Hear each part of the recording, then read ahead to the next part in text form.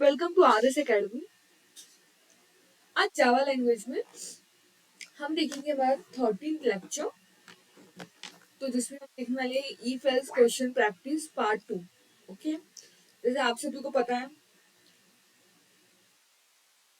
Last lecture में हमने क्या किया था, इफ एल्स क्वेश्चन में प्रैक्टिस किए थे, और हमारे सारे क्वेश्चन प्रैक्टिस नहीं हो पाए थे। मुझे आपको और थोड़ा एक्सप्लेन करना था, क्योंकि जितना प्रॉब्लम आप सॉल्व करोगे उतनी ज्यादा आपकी प्रोग्रामिंग लॉजिक बिल्डअप होगी। ठीक है, सो हम अपने चैनल पे आपको थियोरी प्लस प्रैक्टिस सेशन दोनों प्रोवाइड करें, जिससे आपका कॉन्सेप्ट और ज्यादा क्लियर हो। तो बिना टाइम वेस्ट किए अपना सेशन स्टार्ट करते हैं। आज का हमारा फर्स्ट क्वेश्चन है, राइट अ प्रोग्राम तो कैलकुलेट प्रॉफिट और लॉस। हमें प्रोग्राम लिखना है ऐसा जिसमें हम कैलकुलेट कर सके कि प्रॉफिट और लॉस कितना हुआ है। ओके,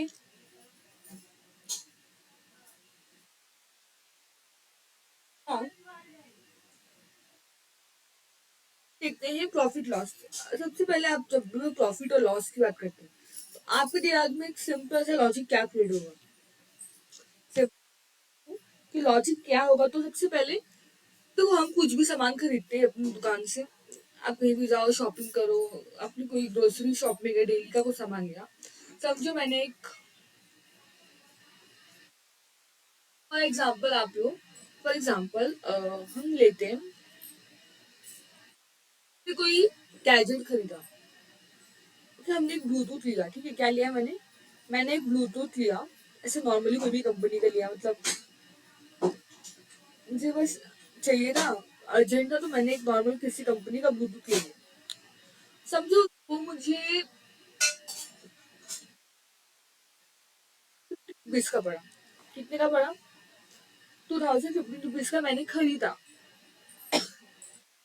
नाउ मैंने एक मंथ यूज किया तो मुझे इसकी क्वालिटी थोड़ी कम जमी, मतलब मेरे को ज्यादा पसंद नहीं आई है। तो मैंने क्या सोचा कि इसको फेंकने से अच्छा मैं क्या करूँ, मैं इसे बेच देती हूँ। कल करना जाएंगे तो फिर हमने क्या किया, मैंने अपने एक फ्रेंड को पूछा कि हाँ तुझे ब्लूटूथ चाहिए था। उसने बोला हाँ। मैंने बोला हाँ, सेकंड हैंड है, मैंने एक ही महीना यूज किया है, तो तू यूज कर सकती। ठीक है, कितने का था? मैंने 1050 का मैंने लिया था। उसने बोला कि तूने एक महीना किया है, 2050 का है। तो अब मुझे ये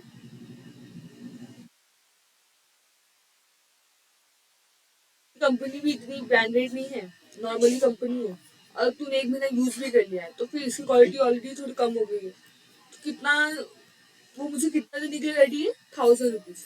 तो आप अंदाजा लगा सकते हो कि मैंने खरीदा कितने में। मैंने उसको दिया 1000 में। अगर मैं इसको माइनस करती हूँ, मुझे क्या हुआ? 1050 रुपीज का क्या हुआ? लॉस हुआ। क्यों लॉस हुआ? लॉस कब होता है? लॉस हमें तब होता है कि हम चीज खरीदी है ज्यादा अमाउंट में, और अगर हमने उसको सेल किया उससे कम अमाउंट पे, तो हमें क्या मिलता है? लॉस। तो एक नॉर्मल सा, अगर मैं आपको ये कॉन्सेप्ट बताऊं कि अगर मेरा सेलिंग प्राइस लेस देन है मेरे कॉस्ट प्राइस से, तो क्या हुआ? मुझे एक लॉस हुआ। मैंने आपको इतना सारा क्यों बताया स्टोरी? सिर्फ ये समझाने के कि लॉस इन प्रॉफिट का मतलब क्या है। लॉस मतलब क्या? अगर मेरी selling price less than cost price है, देखो मैंने खरीदा इतने में था, ये मेरी कॉस्ट प्राइस थी, मैंने सेल कितने में किया? इतने में। मैं जब उसको माइनस किया तो मुझे इतने का लॉस हुआ। तो कॉन्सेप्ट क्या था? मेरा कॉस्ट प्राइस ज्यादा है, मेरी सेलिंग प्राइस कम है, तो मुझे लॉस होगा। सेम वे में अगर मेरी कॉस्ट प्राइस कम होगी पर मेरी सेलिंग प्राइस ज्यादा है, मैंने कोई चीज 1000 में खरीदा और मैंने उसको 4000 में बेचा। अब आप देख लो मैंने खरीदा कितने में, मेरा कॉस्ट प्राइस कितना था? 3000। मेरा सेलिंग प्राइस कितना होगा? 4000। बड़ा कौन है? हमारा सेलिंग प्राइस। अगर मेरा सेलिंग प्राइस कॉस्ट प्राइस से बड़ा होगा तो हम क्या प्रिंट कराएंगे? प्रॉफिट। तो हम अपनी ऐसी दो कंडीशन लिखेंगे। क्या बोलेंगे कि अगर मेरा सेलिंग प्राइस ज्यादा है कॉस्ट प्राइस से तो फिर लॉस होगा, अगर कॉस्ट प्राइस ज्यादा है as compare to selling price, selling price ज्यादा है कॉस्ट प्राइस कम है, तो हम बोलेंगे प्रॉफिट। सॉरी, ठीक है। या फिर एक और कंडीशन बोलेंगे, अगर मैंने 3,000 में खरीदा और मैंने 3,000 में ही सेल किया, तब क्या होगा? मुझे ये कंडीशन बतानी पड़ेगी ना। अगर मैंने यूजर ने मुझे ऐसा इनपुट दिया कि उसने सेलिंग प्राइस भी सेम रखा और कॉस्ट प्राइस भी सेम, मतलब जितने में मैंने खरीदा, मैंने 5 रुपए की पेन ली, अपने फ्रेंड को मैंने 5 रुपए में उसको सेल कर दी, तो मुझे कोई प्रॉफिट हुआ क्या? नहीं। मुझे कोई लॉस हुआ? नहीं। मुझे प्रॉफिट भी नहीं हुआ, मुझे लॉस भी नहीं हुआ। तो ऐसी कंडीशन में हम क्या प्रिंट करेंगे? No profit no loss. तो ये टोटल 3 कंडीशन हमें पूरा प्रिंट करना। आई होप आपको एक लॉजिक समझ में आया। विदाउट टाइम वेस्टिंग हम अपने कंप्यूटर स्क्रीन पर चलते हैं और इसको सॉल्व करते हैं।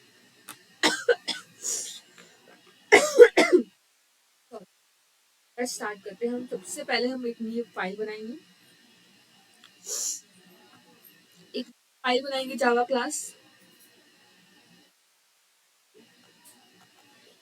एक मिनट,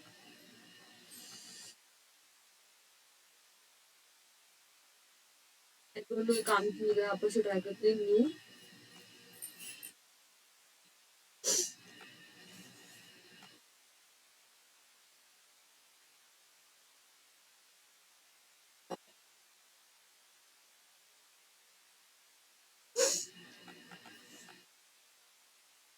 एक मिनट, हम इसको वापस ओपन करते हैं। ये वर्क क्यों नहीं करा मुझे इतना आइडिया नहीं।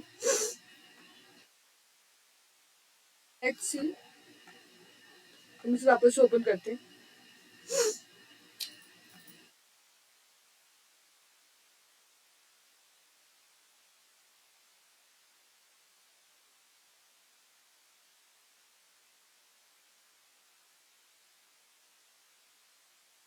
फाइल बनाएंगे, हाँ भी काम कर रहे हैं। इश्यू की वजह से हमारा प्रोग्राम लोड नहीं होता, तो कोई बात नहीं, हमें फिर रीस्टार्ट करना, नथिंग एल्स। तो ये हमारा लेक्चर नंबर 13 है। ओके,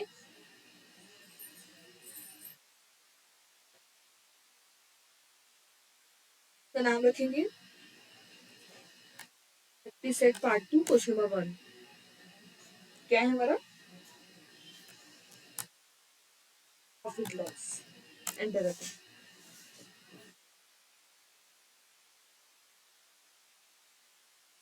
क्यों एंटर करते हैं? सबसे पहले हम public static void main string arguments लिखेंगे। हाँ,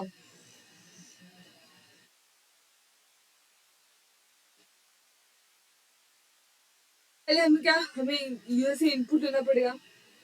हम इनपुट लेंगे ना, कि हम बताएंगे कि भाई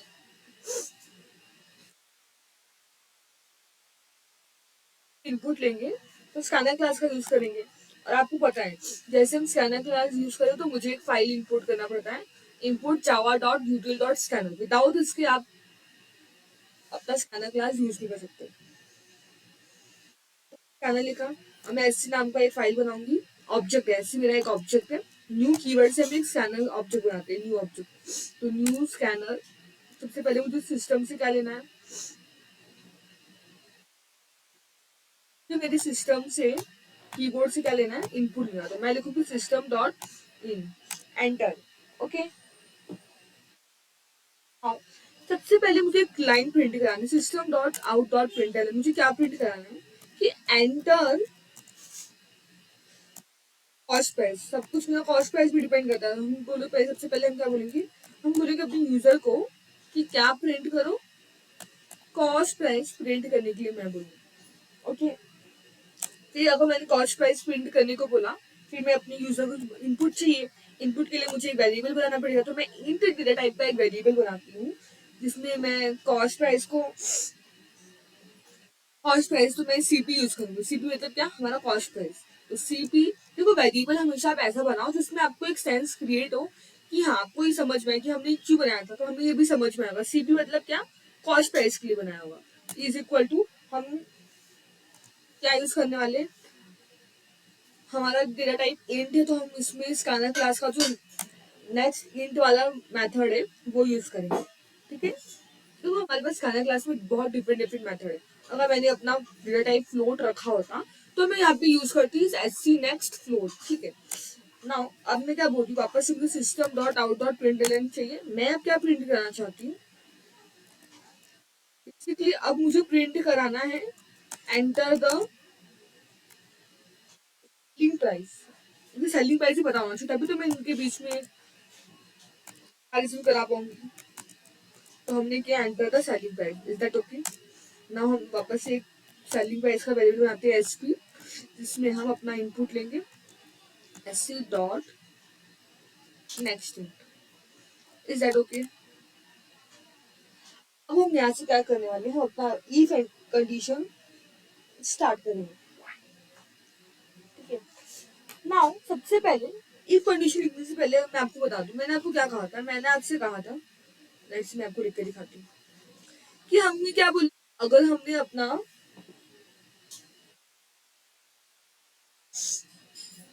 अगर मेरा जो एसपी है वो ग्रेटर देन सीपी, ये मुझे मालूम कैसे पड़ेगा? कि मुझे मालूम पड़ेगा जब मैं सेलिंग प्राइस में से कॉस्ट प्राइस माइनस करूँ। ऑफकोर्स सेलिंग प्राइस बड़ा है, तो जो बड़ा होगा उससे हम छोटे को माइनस करेंगे, तो जो हमें वैल्यू मिलेगी वो हमें क्या पता चलेगी, वो हमें पता चलेगी कि हमारा कितना लॉस हुआ।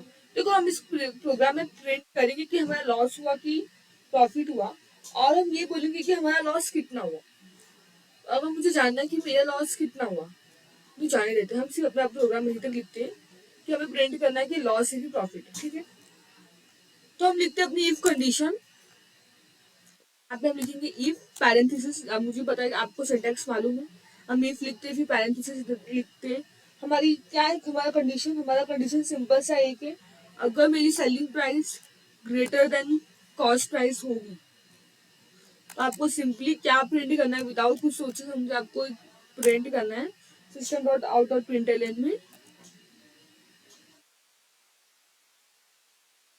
I made a profit. क्या प्रिंट करना है? I made a profit. Is it okay? Else, but अगर ये कंडीशन मेरी ट्रू नहीं हुई, मेरी एक और कंडीशन, तो मैं एल्सिफ कंडीशन लगाऊंगी, मुझे ये भी कंडीशन चेक करवानी है। एल्सिफ आप पैरेंथेसिस लगाओ। एल्सिफ आप क्या बोलना चाहते हो, अगर मेरा कॉस्ट प्राइस,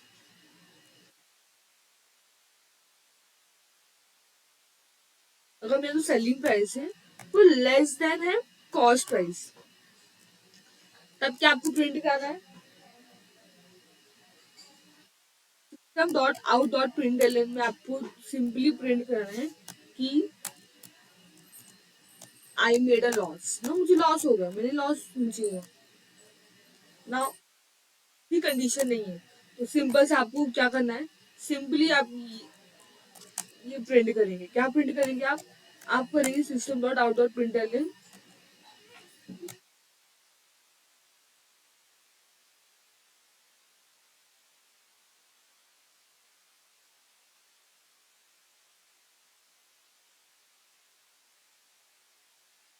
नाइदर नाइदर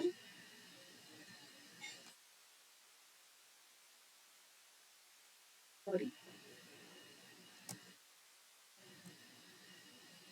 एक minute, I made, sorry I made, तो आप कुछ भी लिख सकते हो, समझो मुझे क्या प्रिंट करना है, I made neither profit nor loss. ठीक है, तो मुझे प्रिंट करना है नॉर्मली। ना मैं क्या करूँगी, न्यू फाइल है तो मैं राइट क्लिक करके इसको रन करती हूँ। तो जैसे ही मैं इसे रन करूँगी, लेट्स सी, तो टाइम ले रहा है कि हाँ, तो क्या बोला सबसे पहले हमारा मेन फंक्शन स्टार्ट हुआ, तो उसने क्या प्रिंट किया, पहले एंटर द कॉस्ट प्राइस। तो समझो मैंने कॉस्ट प्राइस एंटर किया 34, कितना एंटर किया कॉस्ट प्राइस, मैंने 34 एंटर किया।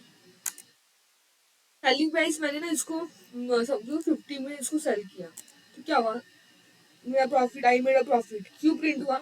अगर मैं आपको इसको एक्सप्लेन करूँ तो सबसे पहले जब उसने मुझे कॉस्ट प्राइस बोला तो मैंने वो 34, सेलिंग प्राइस मैंने बताया 50, तो मेरी इफ कंडीशन चेक होना स्टार्ट होगी। क्या है मेरी सबसे पहले इफ कंडीशन, अगर मेरा सेलिंग प्राइस, क्या है मेरा selling price 50 greater than cost price है, तो आपको क्या प्रिंट करना है, प्रॉफिट। तो हमारा कंडीशन चेक हुआ, इफ मेरा ट्रू हुआ तो डायरेक्टली उसने क्या किया, system dot out dot println से उसने प्रिंट किया कि I made a profit normally. Okay, ठीक है, अगर हम वापस से रन करते हैं, हम इसे वापस से रन करेंगे, और अब हम लोग उसमें लिखेंगे कि मैंने क्या किया, मैंने 56 में से क्या किया, मैंने खरीदा और मैंने इसको बेचा 40 रुपीज में। तो मुझे पता है मेरी ये इफ वाली कंडीशन तो फॉल्स होगी। एल्स इफ में क्या होगा, सेलिंग प्राइस मेरा कम है और मेरा कॉस्ट प्राइस ज्यादा है, तो मेरा ये जो एल्स इफ वाला पार्ट है वो प्रिंट हो जाएगा, क्या है मेरा लॉस। क्लियर। और अगर मैं ऐसा बोलूँ कि मैंने खरीदा 90 में, ओके, मैंने बेचा भी 90 में, तो I made neither profit nor loss. Is that okay? तो ये आपका प्रोग्राम है फर्स्ट। हम नेक्स्ट लिखते हैं। सेकंड क्वेश्चन हमारा क्या है, write a Java program to display n term of natural number and their sum. क्या डिस्प्ले करने के लिए बोला है, हमें एक जावा प्रोग्राम लिखना है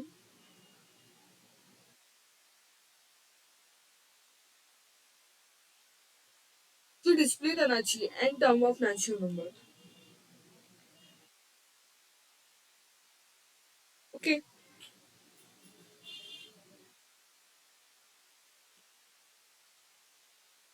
तो सिंपली इसका लॉजिक क्या होगा, मुझे क्या डिस्प्ले का नेचुरल नंबर, हमें पता है नेचुरल नंबर कहाँ से स्टार्ट होता है हमारा, नेचुरल नंबर स्टार्ट फ्रॉम 1 2 3 और इन्फिनिटी तक जाएगा। तो मुझे एन टर्म्स ऑफ जो मैं एन होगा, जितना हमें एन बोलेगा उतना मुझे क्या करना है, मुझे नेचुरल नंबर प्रिंट करना है। और फिर मुझे इनका सम भी बताना है। ये समझो अगर हमने बोला कि एन हमारा 3 है, यानी 1 + 2 + 3, तो उसका सम कितना होगा, 6 होगा। तो इस तरह से हमें अपना प्रोग्राम लिखना है। ओके, ये हमें करना है। सो बेसिकली ये जो प्रोग्राम है ना, इसमें हमारी फॉर लूप वाली कंडीशन अप्लाई होगी, तो हमने फॉर लूप को भी पढ़ा नहीं है। तो ये क्वेश्चन कब करेंगे, ये क्वेश्चन जब हम फॉर लूप वाला कॉन्सेप्ट मैं आपको एक्सप्लेन करूंगी, तब मैं आपको ये क्वेश्चन अच्छे से एक्सप्लेन कर पाऊंगी। और अभी अगर मैं आपको एक्सप्लेन करूंगी तो आपको इतना क्लियर नहीं होगा। ठीक है, तो ये क्वेश्चन कब करेंगे, जब हमारा फॉर लूप चलेगा तब मैं आपको एक्सप्लेन करूंगी। तो फिर अब हम देखते हैं हमारा ये वाला क्वेश्चन क्या है। इसमें हमारा इस क्वेश्चन में इसने पूछा है कि write a Java program to check whether the given integer is a multiple of 5। क्या बोला है, हमें एक जावा प्रोग्राम लिखना है, चेक करना है। हम यूजर से कुछ इनपुट लेंगे, कुछ इंटीजर वैल्यू लेंगे, ठीक है, और उसे में चेक करना होगा कि वो मेरा मल्टीपल ऑफ 5 है या नहीं। Is that okay? नाउ सबसे पहले मल्टीपल ऑफ 5 है या नहीं, इसका मतलब क्या है। तो सिंपल सा इसका मतलब ये होता है कि अगर मैंने कोई भी नंबर, जैसे समझो मैंने यूजर से नंबर लिया है 50, ठीक है, 50 मैंने लिया। अगर 50 को हम 5 से डिवाइड करेंगे ना, और उसने हमें जो रिमाइंडर है हमारा, रिमाइंडर कितना मिलेगा हमें, 0, तब तो हम समझ आएंगे कि नंबर क्या है मेरा, ये जो मेरा नंबर है वो डिविजिबल बाय 5 है। जो नंबर है मेरा वो डिविजिबल बाय 5 है। ठीक है, एल्स क्या हम बोलेंगे, अगर ये जो मेरा रिमाइंडर है, अगर मेरा रिमाइंडर नॉट इक्वल टू 0 हो गया, तब हम क्या बोलेंगे कि not divisible by 5। Is that okay? अगर मेरा रिमाइंडर इज इक्वल टू 0 होगा, तब मैं क्या बोलूंगी कि हाँ, जो मेरा नंबर है वो डिविजिबल बाय 5 है। तो बिना टाइम वेस्ट किए हम कंप्यूटर स्क्रीन पे चलते हैं और देखते हैं कि हम इसको कैसे जावा प्रोग्राम बना सकते हैं। लेट्स स्टार्ट करते हैं। सबसे पहले मैं आपको एक न्यू फाइल बनाऊंगी। ओके, हम लिखते हैं RS_13_, ये हमारा 33rd का कौन सा क्वेश्चन है, हम चेक कर रहे हैं कि डिविजिबिलिटी ऑफ 5, नॉर्मली हम चेक कर रहे हैं। ठीक है, एंटर करते हैं। नाउ सबसे पहले क्या करेंगे, हम public static void main string arguments लिखेंगे। मुझे यूजर से लेना पड़ेगा इनपुट,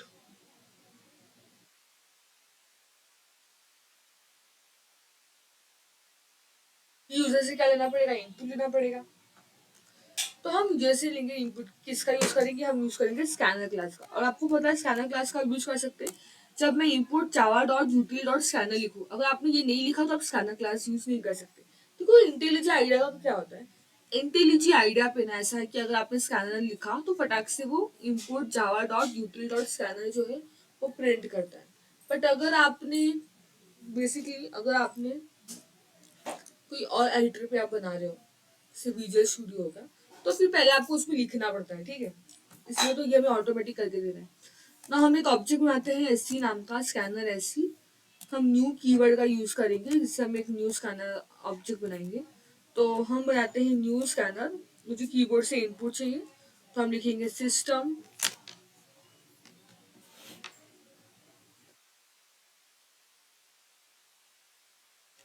क्या लिखेंगे, एक मिनट,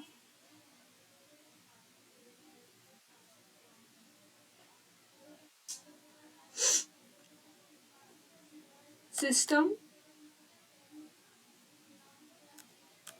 डॉट इन। इसका यूज करके हम क्या करेंगे, हमारे कीबोर्ड से इनपुट लेंगे। ओके, नाउ सबसे पहले मुझे अपने स्क्रीन पे क्या प्रिंट कराना है, मुझे अपनी स्क्रीन पे प्रिंट कराना है एंटर द नंबर। ठीक है, जब तक यूजर नंबर एंटर नहीं करेगा तब तक हम बता नहीं सकते कि वो नंबर क्या है, तो हम बोलेंगे एंटर द नंबर। ये हमें अपने कंप्यूटर स्क्रीन पे प्रिंट कराना है।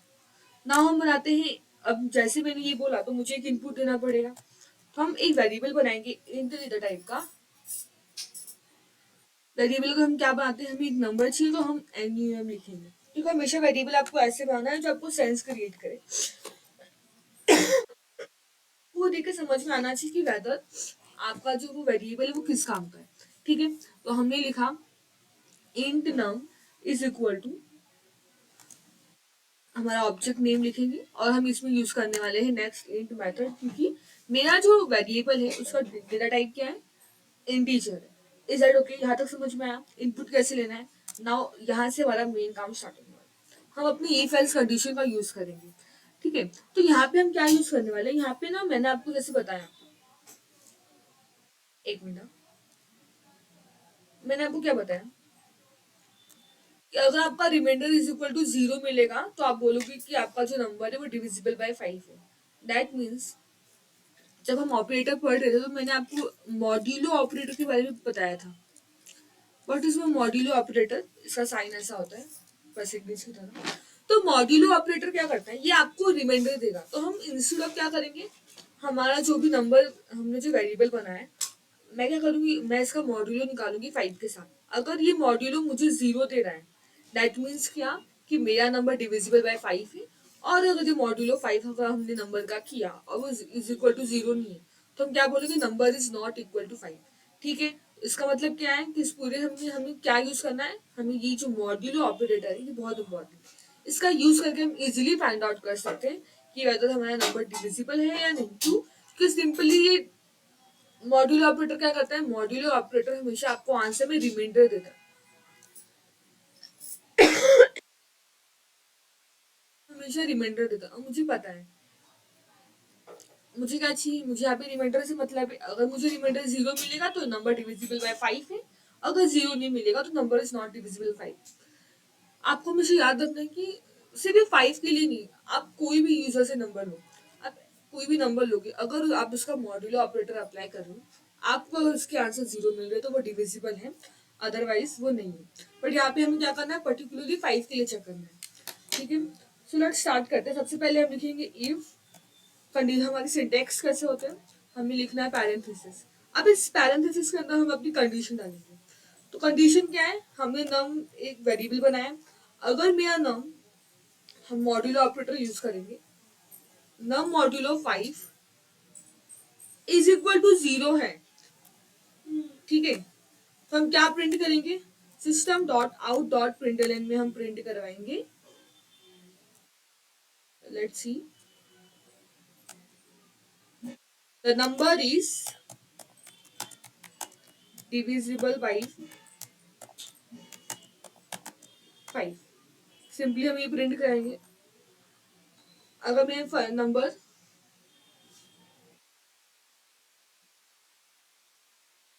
इज इक्वल टू 0 आया तो। ठीक है, एल्स हम क्या बोलेंगे, अगर ये कंडीशन ट्रू नहीं होगी तो एल्स हम डायरेक्टली प्रिंट करेंगे, else enter system dot out dot println में हम प्रिंट करेंगे the number is not divisible by 5। Okay, ये हमारा प्रोग्राम हो गया। तो सिंपली राइट क्लिक करते हैं, क्योंकि मैंने आपको बताया कि आप अगर न्यू फाइल बनाते हो तो आपको राइट क्लिक करके रन करना है, अदरवाइज आपका प्रीवियस प्रोग्राम जो हमने किया था उसका रिजल्ट हमें देखने को मिलेगा। ठीक है, तो क्या आया, हमारा प्रोग्राम रन हुआ और सबसे पहले उसने हमसे पूछा कि एंटर द नंबर। ठीक है, अब एंटर द नंबर बोला है तो हम क्या, फॉर एग्जाम्पल अगर मैंने एंटर किया समझो 78, तो क्या मिलेगा मुझे, the number is not divisible by 5। इसका मतलब क्या, क्यों नॉट डिविजिबल बाय 5 आया, लेट्स सी, हम देखते हैं। सबसे पहले उसने हमसे इनपुट लिया, फिर कंडीशन चेक की, अगर मेरा नम मॉड्यूलो 5 इज इक्वल टू 0 है तब तो डिविजिबल बाय 5 आपको प्रिंट करना है।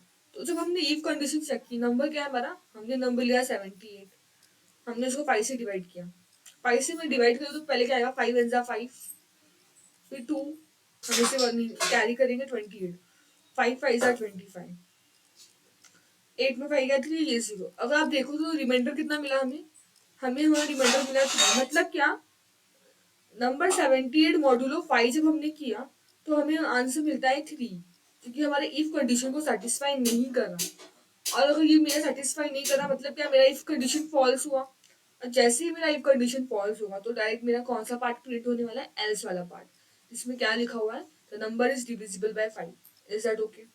मैं अगर वापस से रन करूं और अगर अब मैंने बोला कि 45 मैंने इनपुट दिया, तो क्या प्रिंट होगा, नंबर इज डिविजिबल बाय 5। क्यों, क्योंकि हमें पता है 5 9 से 45 होगा, फिर मुझे रिमाइंडर क्या मिलेगा, 0। और अगर मुझे रिमाइंडर 0 मिला तो मतलब मेरा इफ कंडीशन ट्रू होगा, और मेरा ट्रू, अगर मेरा इफ कंडीशन ट्रू होगा तो क्या प्रिंट करेंगे, हम सिंपली प्रिंट करेंगे number is divisible by 5। Is that okay? So आज का सेशन हम यहीं पे स्टॉप करेंगे। आई होप आपको इफ एल्स कंडीशन कैसे यूज करना है समझ में आएगा। नेक्स्ट लेक्चर में हम एक नया, हमारा सेकंड वाला जो कंडीशनल स्टेटमेंट है, स्विच केस, उस पर डिटेल में डिस्कस करेंगे और फिर उसके ऊपर भी नंबर ऑफ प्रॉब्लम सॉल्व करेंगे। ठीक है, so thank you so much, मिलते हैं नेक्स्ट सेशन में।